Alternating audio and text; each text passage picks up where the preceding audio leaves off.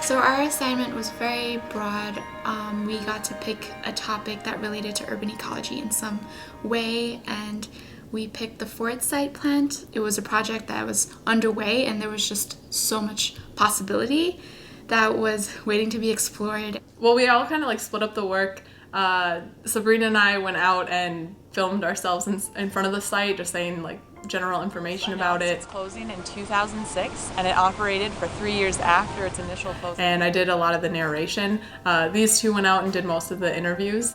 A field that incorporates like 3 elements that I think are really, really important in the study of urban environments, which is sort of blending economic, sociocultural, and environmental. And sometimes the 3 are not allowed to intersect as much as they should be. And so I think this is a course in which that happens, and in the Ford site, clearly, like, there's an intersection between economic interests, environmental interests, and then the social factor of the people who are involved.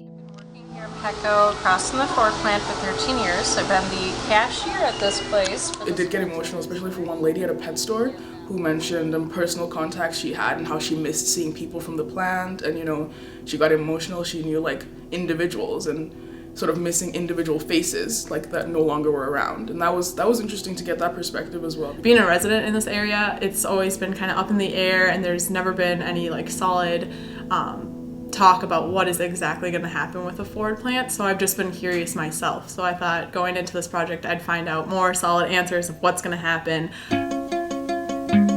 After looking at the Ford Task Force's plans for their proposal and interviewing residences and businesses in the Ford site area, we know that businesses have been affected. Because it's this huge piece of land, 150 acres, really this land can be anything, and it can incorporate so many different types of functions.